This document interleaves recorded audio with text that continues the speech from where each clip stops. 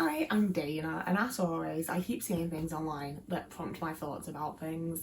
And one of the things that I've consistently seen come up and just never spoken about myself are the sort of like non-autistic traits that are traits of autism that you see people discuss. Things like autistic face, autistic accent, the autistic walk, the things that like people can sort of see on you as an autistic trait, but it's not actually an autistic trait. And I want to start with the autistic face because that's the one that annoys me. I don't like it at all. There are, if you look into it, there's apparently like certain traits around like eyes and cheekbones and like the actual facial structure that autistic people are like more likely to have. But I very much just think that it's, some people look kind of similar and some people don't. And I think that especially when you start pulling in things like that, it gets like a very weird, like, is it only white people then? You know, like it just, I don't think it works. I don't think it's real. I don't think that one's true. I'm not focusing on that one because I think it's bollocks. But the thing that I do wonder about in regards to like autistic people's faces is, do we sort of age differently? I've seen a lot of like discussion about it because like I'm 27. At church last Sunday I had someone think that I was 17. Like this poor little kid had arrived to try and make friends and thought that I was a 17-year-old, and I was like, honey, I'm 27. I'm consistently asked like what I'm doing at uni. There's times when I'm like, oh, I'm not in uni, and they think I'm in sixth form. Like I'm quite consistently registered as being quite a lot younger than I am, and I don't want to be like I look so good for my age or whatever, you know, because I also occasionally get YouTube comments that are like, wow, you look 80. But for the most part I'm told that I look a lot younger than I am. And my autistic brother had the same thing. I have autistic friends that have the same thing. I've seen autistic people online say the same thing. So obviously, as with everything, it won't be every autistic person ever. And I have also seen the discussion of if it ties in with EDS and having like stretchier skin and that type of thing, and having, is it more collagen? I'm no expert. I don't know many things. But I do absolutely think that for myself and for the people that I know, and even like people that I just follow online, all of the autistic people look younger than they actually are. And I do, to be fair, for myself, very much also wonder if it's like the way that I dress and the way that I present myself, you know? Like, I feel like a lot of my people my age have a very professionally sort of styled aesthetic going on. I don't know. I also don't meet an awful lot of people my age, to be fair, so I think that I am also like a little bit disconnected. But when I do, I feel like they're just a lot more put together looking than I am, and I feel like that plays into people thinking that I'm younger than I am as well. Like I don't think anything as a rule is like exclusively an autism based thing, because none of us are just autistic, you know, we're all people with lots of things going on. But I do wonder if that's something that like partially stems from being autistic and then has other things play into it. Moving on to the next one though was the autistic accent, and that's one that I think about quite commonly and I really want to see more research into, because I think about my accent quite a lot, and especially since I started making YouTube videos and people comment on it, I've thought about it quite a lot, because it's something that I can really easily change. And I don't mean that in the way of like doing other accents, but like when I used to hang out with my family, they were all like really Scouse, and I would, that's the thing, is like I wasn't intentionally putting it on, and it would stick with me for a while after I'd stopped talking to them and after I wasn't in the situation, didn't need to do it anymore. It just automatically happened. And having like grown up in the areas that I have and moved around a lot and everything, I just sort of adapted the accent of what's around me. I tried really hard to sound like other people around me, especially when I first moved to Liverpool when I was 16. Like I'd grown up hearing that accent from family members and everything, so I was quite good at it, and it just sort of, like, it wasn't an entirely subconscious decision, but it wasn't entirely conscious either. Like it sort of started happening and then I was like, oh yeah, I can do that and that'll make life easier. But up until that point, when I didn't think about it, when we hadn't moved out of like the area I'd grown up in and everyone just sort of sounded the same, I would quite consistently have people point out that I said things wrong, and it wasn't wrong, I'm sorry, it wasn't, but like I grew up in the Midlands and people around me said book and cook and things like that. Look over there, I'm gonna go cook me dinner. No, that's not the word. You cook, you look, it's a book, you know? And things like my family especially used to get really annoyed at me for saying bath. I don't know if I can even say it properly anymore. It's bath. You have a bath, you're gonna go and have a bath. And they'd be like, it's a bath. And I'd be like, no, it's a bath. And I don't even say it in like the fully like southern way of like Bath, you know, like I'm not being posh about it, but I regularly as a kid would have my family be like, why are you saying that like that, why are you saying that like that, and I didn't know, I was just like, that's how you say it, you know. And I did watch like excessive amounts of television as a kid. Like my parents let me watch quite a lot of the telly, and then I would smuggle like extra TV time because I loved it.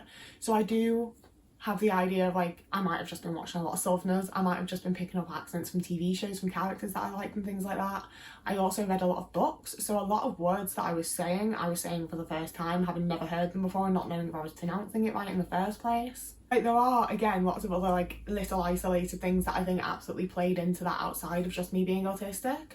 But I do also wonder if my brain would have like processed everything in the same way and reacted in the same way, and if I would have just generally been the same had I not been autistic, you know? But that's one that I've thought about a lot because I've known quite a few people that have like younger nephews, siblings, whatever's going on, like family members that have a completely different accent to the rest of the family, or have words that they say with like a completely different accent to the rest of the family. And every time they've brought it up, I've been like, oh, which words? And it's been the same ones that I said differently to my family as a kid. And I'm like, well, you know, like I'm no doctor or psychologist or whatever, but there's obviously something there, I think. I think it's interesting, I think it's quite fascinating. I don't think it's necessarily something that's important or like really means anything, but I think it's interesting, you know?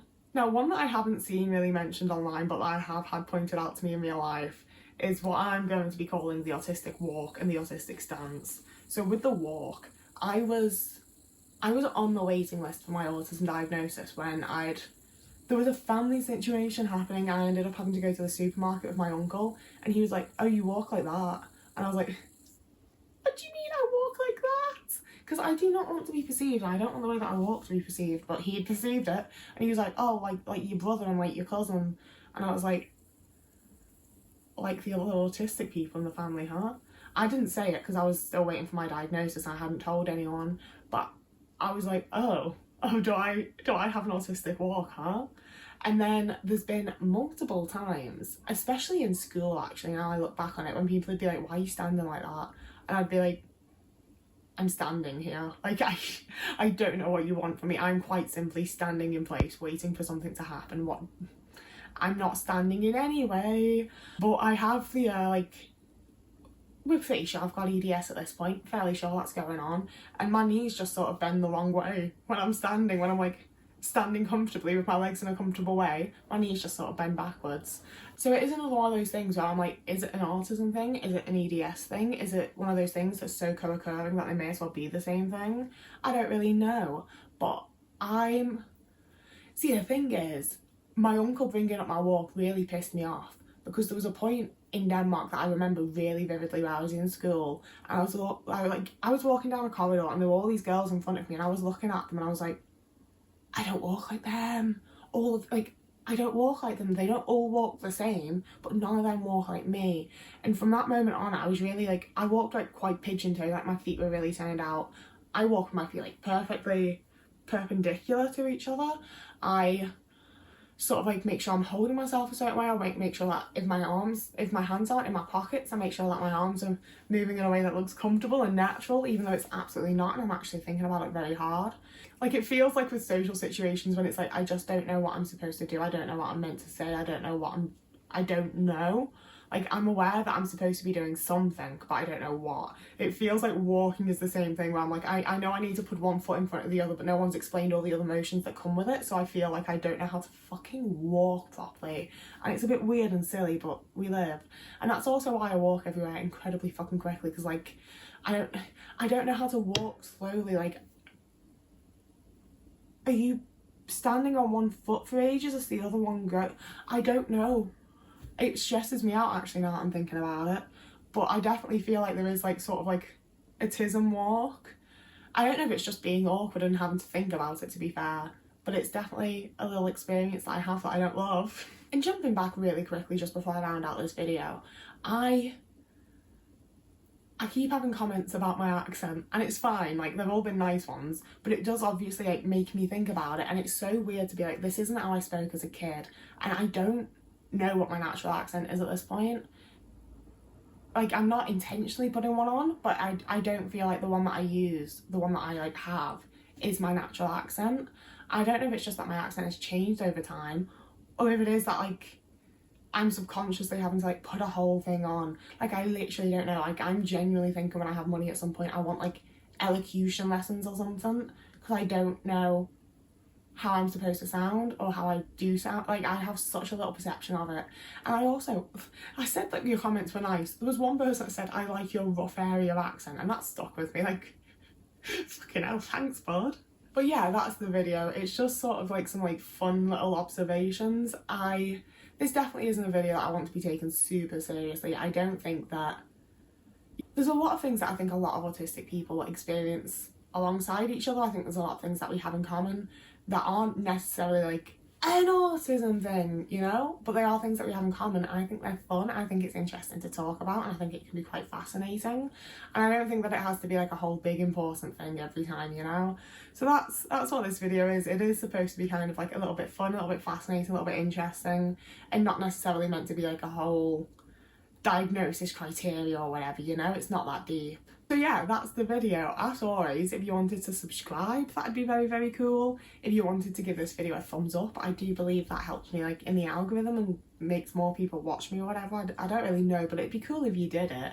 You can also follow me over on TikTok, where I post pretty damn regularly at the minute. I have gotten back into TikTok. I do actually really enjoy TikTok as a platform, and I think it's largely because I just stay out of any sort of drama and delete or comments, to be honest with you, but it's fun there. I do occasionally post on Instagram, not as much as I should or as much as I'd really like to, but like it's tough doing picture stuff, because like I'm not just gonna post a picture of my face as is, am I? And I'm not doing anything. So you can follow me there if you want to. It's not, I was gonna say it's not that interesting, but there's pictures of me at Ashes to Ashes filming locations now, and I actually think that's very interesting and cool, so you could go follow me. Patreons, people over on Patreon, those people, y'all get early content, so if you wanted to join me there, you could also get to see videos like half hour earlier than everyone else. And finally, I also have a Ko-fi, so if you wanted to just donate money to me for nothing, that'd be really cool, and you can do. There's no pressure, there's no, you know, like, there's no anything. It's just there, it's just sitting there, and if you want to, you can. If you don't want to, you don't have to, and that's that.